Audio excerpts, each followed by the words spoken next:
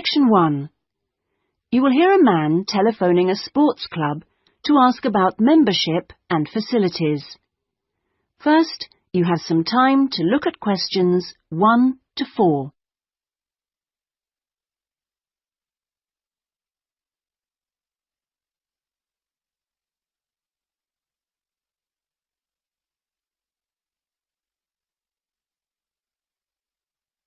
You will see that there is an example that has been done for you. On this occasion only, the conversation relating to this will be played first. Good morning. Sorry, it's gone 12. I'll start again.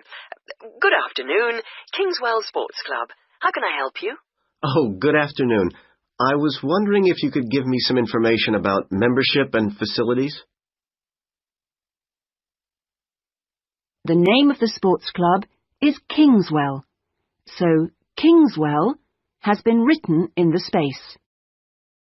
Now we shall begin. You should answer the questions as you listen, because you will not hear the recording a second time. Listen carefully and answer questions 1 to 4. Good morning. Sorry, it's gone 12. I'll start again. Good afternoon, Kingswell Sports Club. How can I help you? Oh, good afternoon. I was wondering if you could give me some information about membership and facilities. Of course. What would you like to know? Do you have tennis courts, for example? No, I'm afraid we don't. We're primarily a golf club. What about football? I heard you had a team. No, I'm sorry. Perhaps you're thinking about Fresham Sports Centre. Oh, right. I know it. I played badminton there. Have you? They've got a lot of facilities we don't have, and vice versa. We do have a Keep Fit studio, which is very popular with members, and then as well as that, there's swimming, of course. That's good. I like to swim every day. We have a range of classes, too. Do you have judo classes? I'm keen to learn. Well, at the moment, we offer kickboxing. We're planning to add judo and stretch classes soon. We're currently running a range of yoga classes, too. What about relaxing after exercise? I assume you have a restaurant or something? At the moment, we've got a salad bar, which is very popular. We'll also have a fully licensed restaurant by the end of the year. Sounds good. Before you hear the rest of the conversation, you have some time to look at questions 5 to 10.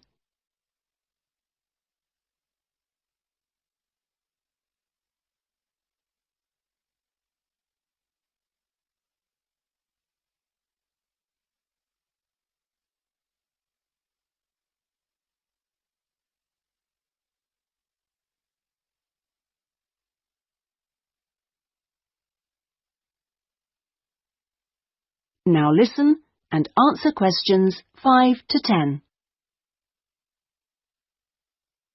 What kind of membership are you interested in? Not really sure. What are the options? Well, there are 3 different membership schemes. I see. What's the difference? Well, the first one's called Gold, and you can use all the facilities at any time of the day or week. You can also join in as many classes as you like for free. That sounds good. Is it very expensive? Well, you pay a £250 joining fee, and then it's £450... Oh, no, I'm sorry. It's just gone up by £50. Sorry about that. It's now £500 for the annual subscription fee. Right, got that. And what's the next type? Well, that's silver. It's the same as gold, except you have to pay a small fee of £1 per lesson for any you do, and you can only use the centre at certain times. I see. So when exactly? You can only use the facilities between 10 a.m. and 4:30 p.m. So I couldn't use the pool at 8 in the morning or evening then? That's right. Okay, and the price for that? Is the joining fee the same as for gold? Actually, it's slightly less than the £250. It's £225. But the annual fee is only £300. Does that sound more like what you want? Well, it's still rather more expensive than I thought. I'm a student here in England, and I'm only here for 6 months. Ah, then the bronze scheme would probably suit you best.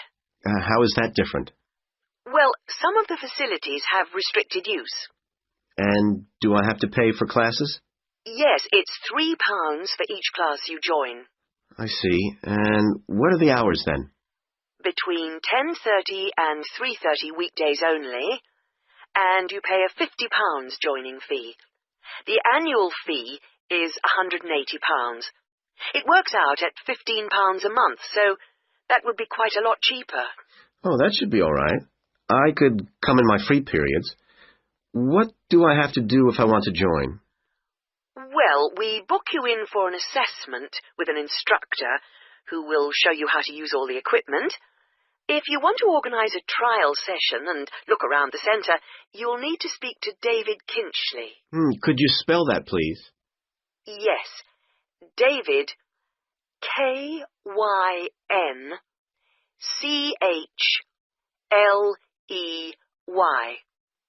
I'll give you his direct line number. It's 0458 95311. Thanks. Thank you for calling Kingswell Sports Club. That is the end of section 1. You now have half a minute to check your answers.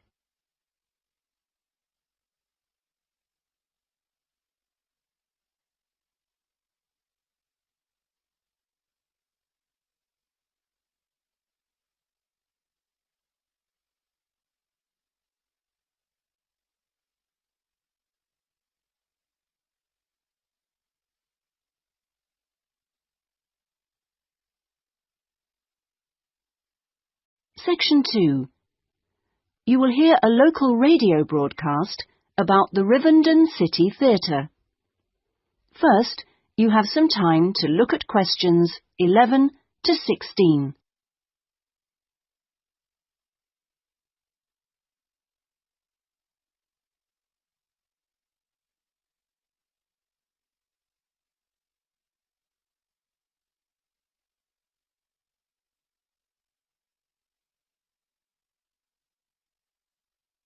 Now listen carefully and answer questions 11 to 16. And here on Radio Rivendell, we have Lynn Rawley, the Public Relations Officer of our own Rivendell City Theatre. Hello, Lynn. Hello. Now, the theatre is reopening soon after its 3-year redevelopment program, isn't it? That's right, and there are a lot of improvements. The first thing people will see when they go in is that the foyer has been repainted in the original green and gold. Then the box office has been reoriented with its own access from the side of the building instead of through the foyer, which means it can be open longer hours and has more space too. The shop that used to be in the foyer, which sold books and CDs, is the one part of the redevelopment which isn't yet complete. The plan is to find new premises for it near the theatre, and we've had difficulty finding somewhere suitable. We hope to reopen the shop in the next few months. Will audiences find any difference in the auditorium? Yes, we've increased the legroom between the rows. This means that there are now fewer seats, but we're sure audiences will be much happier.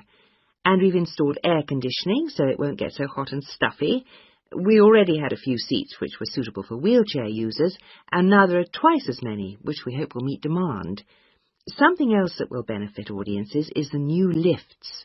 The two we used to have were very small and slow.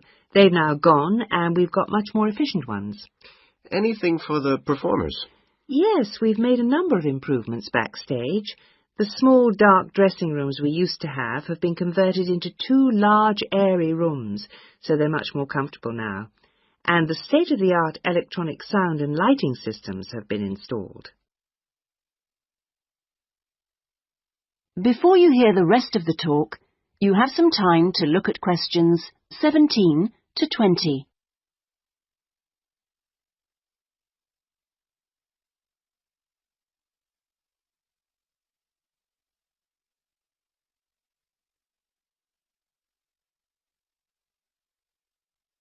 Now listen and answer questions 17 to 20.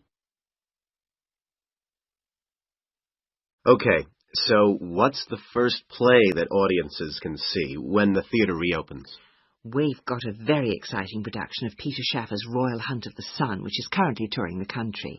That starts on October the 13th and runs till the 19th. We're experimenting a bit with the time the curtain goes up. We used to start all our performances at 7:30, but that made it difficult for people to go home by public transport. So instead, we're beginning at 7, because at 9:45, when it finishes, there are still buses running. Tickets are already selling fast. The Friday and Saturday performances sold out almost immediately, and in fact now there are only tickets for Monday and Thursday. How much are they? We've introduced a simpler price structure. Ticket prices used to range from £6 to £30, but now they're all £18. They're available from the box office, in person, by phone, fax or post, or online. Okay, Lynn, now if you'd like to give the contact details for the theatre so that our listeners... That is the end of section 2. You now have half a minute to check your answers.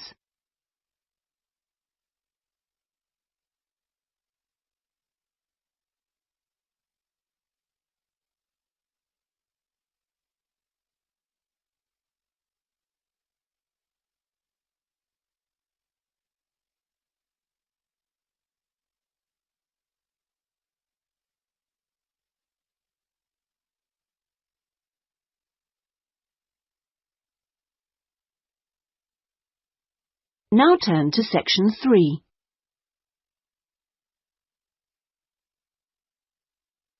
Section 3. You will hear a man inquiring about college courses. First, you have some time to look at questions 21 to 25.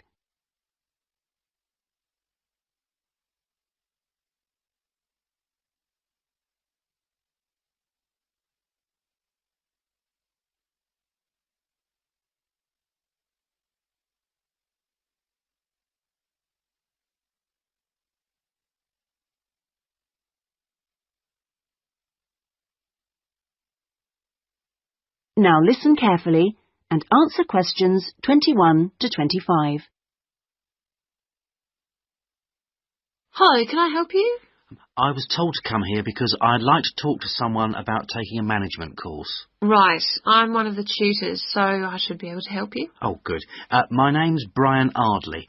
I've decided to enrol on a part-time management course. A friend of mine took one last year and recommended it to me. Right. Is there anything I should do before the course, like reading or anything?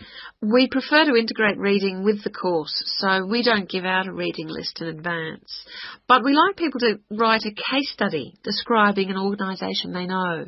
I've already done that, as my friend told me you wanted one.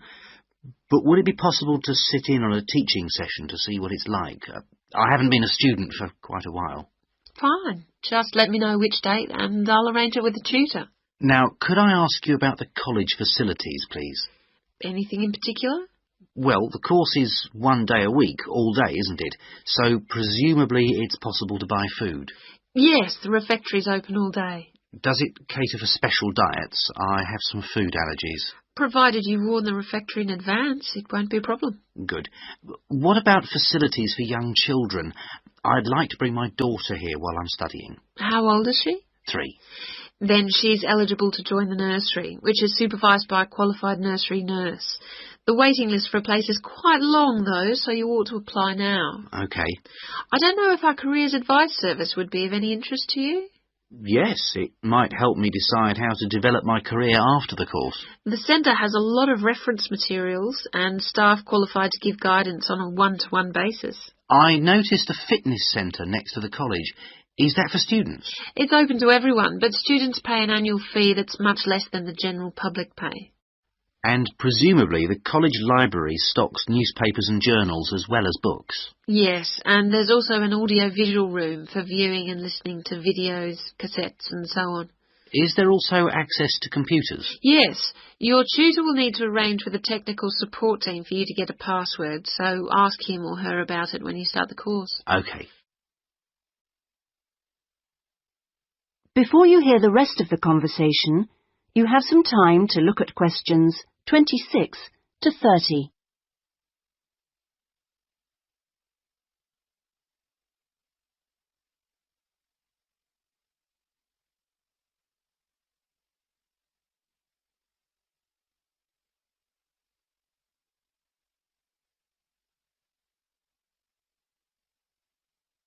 Now listen and answer questions 26 to 30.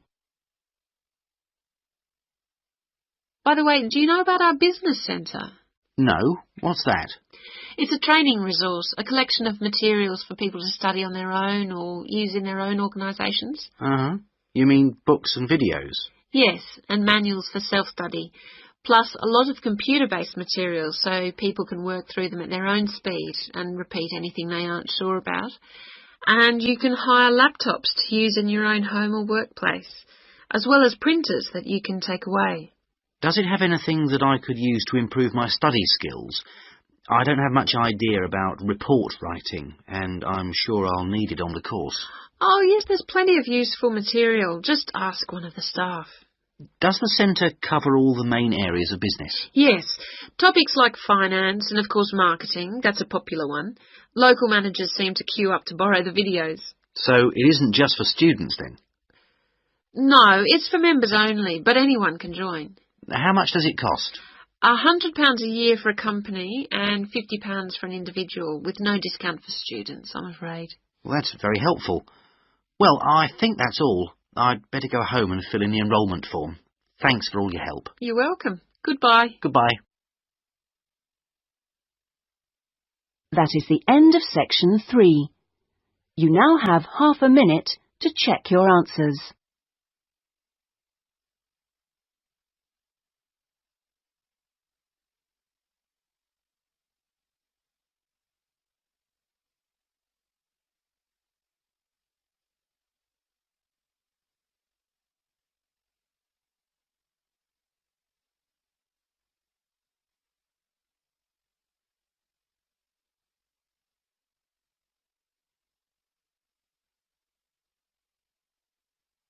Now turn to section 4.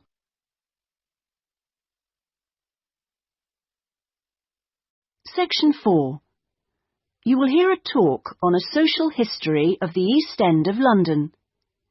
First, you have some time to look at questions 31 to 40.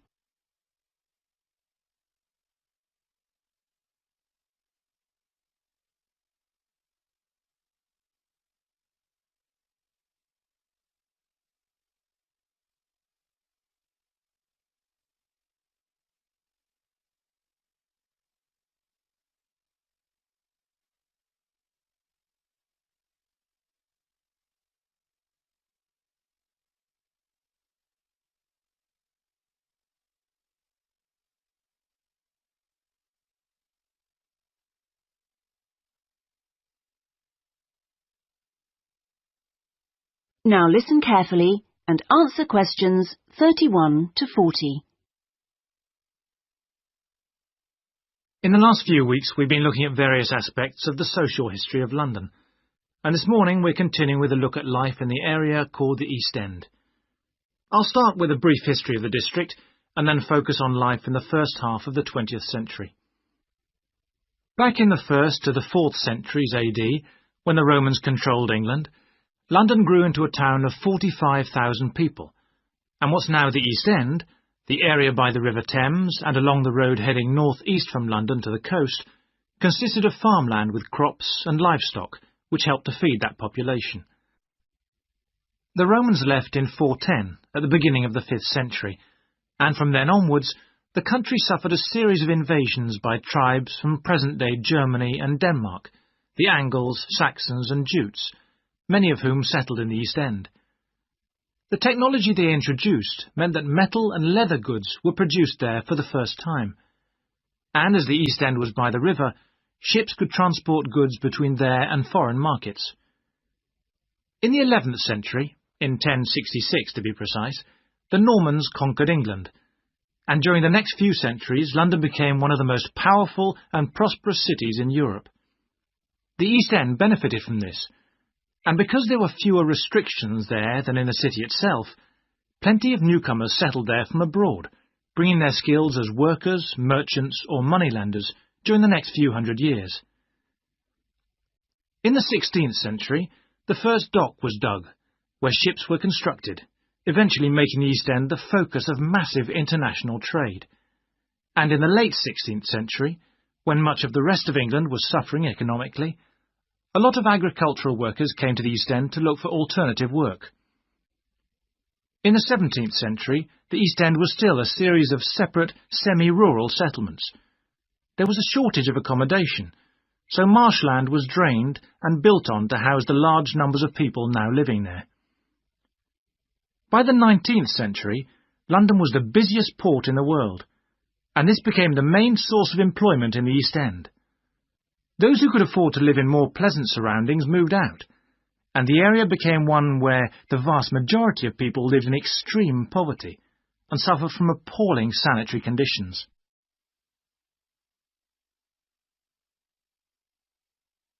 That brief outline takes us to the beginning of the 20th century, and now we'll turn to housing. At the beginning of the century, living conditions for the majority of working people in East London were very basic indeed. Houses were crowded closely together and usually very badly built because there was no regulation. But the poor and needy were attracted by the possibility of work, and they had to be housed. It was the availability rather than the condition of the housing that was the major concern for tenants and landlords alike. Few houses had electricity at this time, so other sources of power were used, like coal for the fires which heated perhaps just one room. Of course, the smoke from these contributed a great deal to the air pollution for which London used to be famous. A tiny, damp, unhealthy house like this might well be occupied by 2 full families, possibly including several children, grandparents, aunts and uncles. Now, before I go on to health implications of this way of life, I'll say something about food and nutrition. That is the end of section 4. You now have half a minute to check your answers.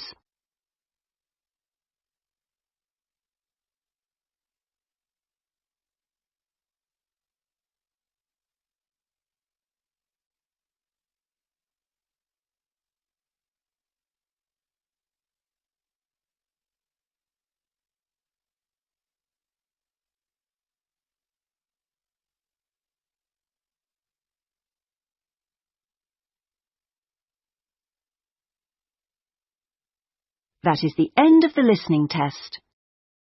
In the IELTS test, you would now have 10 minutes to transfer your answers to the listening answer sheet.